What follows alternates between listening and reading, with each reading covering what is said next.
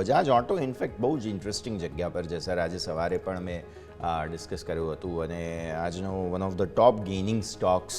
બીજું two wheeler સ્પેસમાં રસપ્રદ જગ્યા પર અત્યારે ફિલહાલ લાવીને ઊભા છીએ, બિકોઝ એક તરફ આપણે ત્યાં મોંઘવારીના ગણો કે પછી ગ્રોથના આઈઆઈપીના આંકડા ગણો તો એ સારા છે, બીજી તરફ પીએમઆઈ એટલે કે મેન્યુફેક્ચરિંગના આંકડાઓ થોડા નર્વસનેસ બતાવે છે. એટલે આવી સ્થિતિમાં સ્વાભાવિક છે જે ઇન્વેન્ટરીના મે બી પ્રોબ્લેમ્સ હતા એ થોડા હટતા જોવા મળશે. ફાઇનાન્સ ધીરે ધીરે સસ્તું થવાનું છે, એટલે ટુ વ્હીલર સ્પેસ કદાચ બઝ બનાવતી રહેશે તેવું અત્યારે સ્થિતિને જોતાં લાગી રહ્યું છે.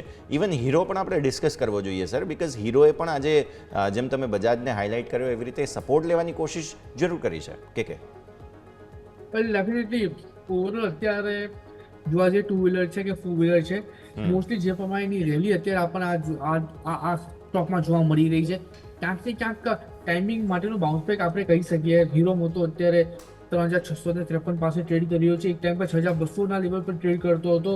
આઈ થિંક ઓલમોસ્ટ અડધો થઈ ગયો એવું કહેતો ચાલે.